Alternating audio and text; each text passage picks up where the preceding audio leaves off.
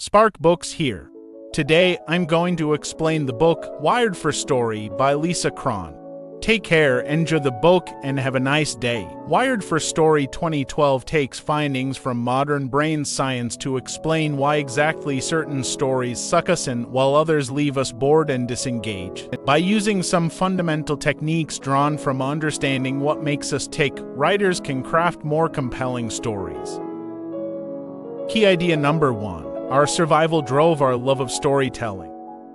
Fiction dominates our bestseller lists and TV networks. Why do we love stories? Our minds are wired to love stories. They help us visualize and plan for the future.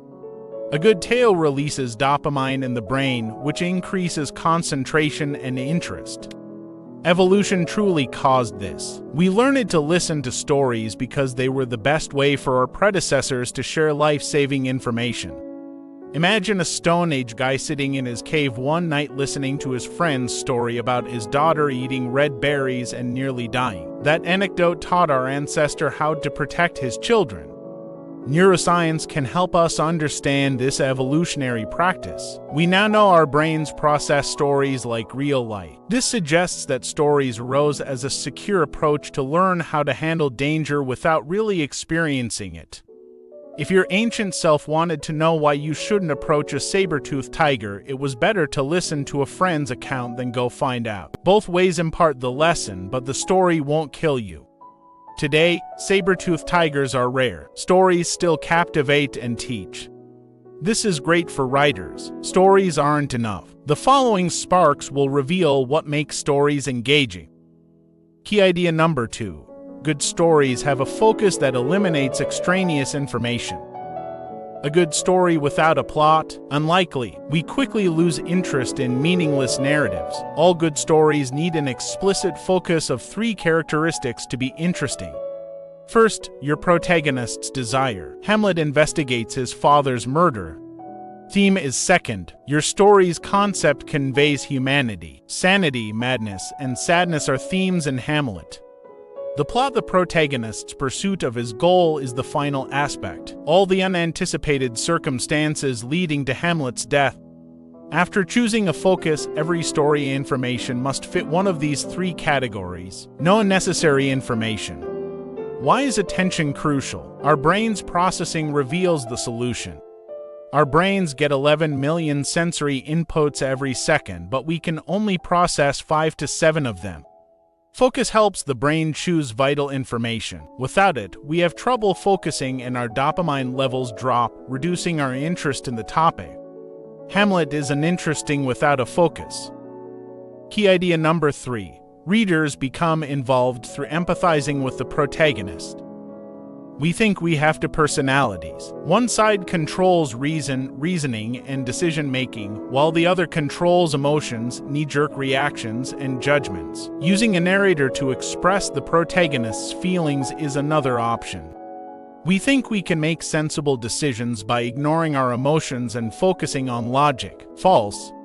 Neuroscience shows that reason alone is insufficient. Emotions matter. Antonio Damasio researched a brain tumor-afflicted guy who couldn't feel emotions. Despite his high IQ, he was unable to make decisions without emotions. He struggled with pen selection. Emotion is crucial to writing. To engage readers, you must appeal to their emotions. Put the audience in the protagonist's shoes. Audiences want to feel the protagonist's feelings. They want to experience his feelings. Several methods can accomplish this. You can describe how the character feels by pacing, getting pale, and so on. You may even tell the audience that the protagonist's girlfriend is coming home and he's in bed with another lady. This lets viewers anticipate characters' emotions. Using a narrator to express the protagonist's feelings is another option. Key idea number 4. Only a protagonist with an internal objective can engage the reader. Is there a book you loved where the main character wandered aimlessly? Unlikely. A good writer realizes that providing the protagonist a goal is essential to capturing an audience. Mirror neurons make it appealing. When we see the protagonist fumbling through a scary house, the same brain areas are triggered as if we were doing it. How does this affect the protagonist's goal? We wouldn't know how the protagonist and we felt if we didn't comprehend his goal. We can't feel our hero's emotions if we don't know she's searching the terrible mansion for her kidnapped lover. Two types of goals. The protagonist must achieve internal and external goals to grow as a person, such as finding the kidnapped victim.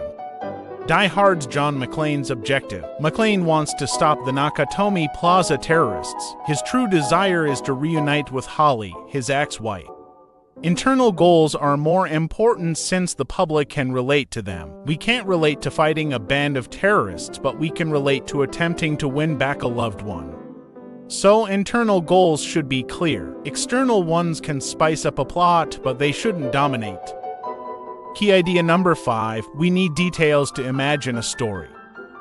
Without fundamental themes and abstract ideas, stories are boring. Their invisibility is the issue. Ever visualized man's dualism without imagery? Smoke startled David up to his mother crying. He hurried to her, but the flames pushed him back and imprisoned her under the roof. She shouted, "I love you," as he struggled to save her. Which example sticks out? Naturally, the second. The first is a generic fact, so we struggle to imagine it, while the second has particular that we can see, which quickly hooks us. Because our brains can form mental pictures, images are everything. These visualizations allow us to envisage our acts without the real-world consequences. Imagery's importance. Neuroscientist Antonio Damasio says visuals form our awareness. Scientists visualize abstract concepts via visuals and analogies. Einstein used his childhood memories of riding on a beam of light to explain relativity. How does imagery's relevance affect writers? Imagery helps writers. Audiences lose focus if a story is too general. Because generalities don't form brain representations, they're conceptually slippery. Thus, audience interest and dopamine levels decline. House fire examples. House fires kill 2,500 Americans annually.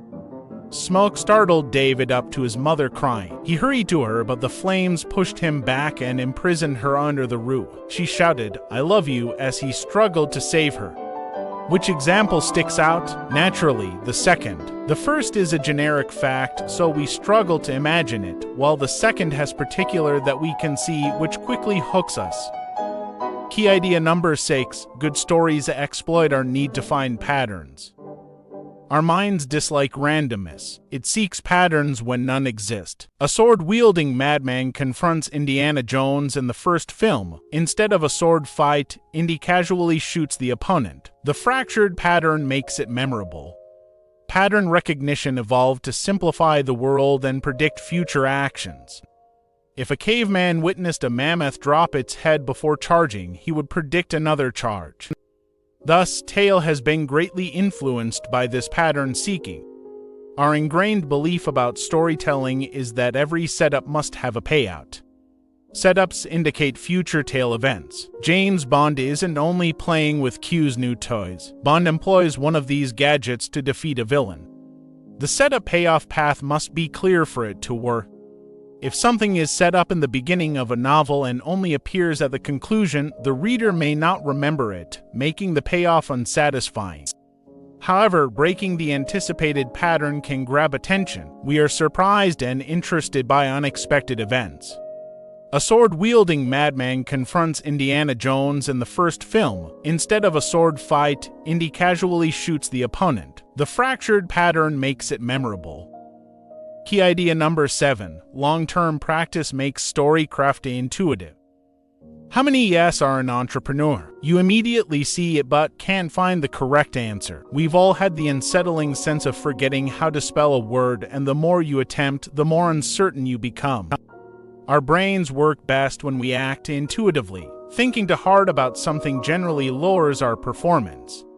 Expertise takes 10 years, according to Nobel laureate Herbert Simon. After 10 years of practice, 50,000 pieces of knowledge are absorbed and processed naturally. Brains automatically access this knowledge. An expert table tennis player, for instance, has practiced so much that she can estimate the ball's bounce or shot direction without thinking. How does this relate to writing? Rewriting is the best approach to learn story writing. It makes creating unforgettable stories intuitive. If your script isn't good enough, remember that many great novels were revised several times before publication. For Little Miss Sunshine, Michael Arndt rewrote the screenplay nearly 100 times. All first drafts are shit, Hemingway said, to inspire you. Understanding how the brain processes information is essential to good writing. Understanding that and using writing approaches that exploit it will help you write great stories. To view more content like this, subscribe. Don't forget to like and turn on notifications. The channel really benefits from it. I appreciate you being here.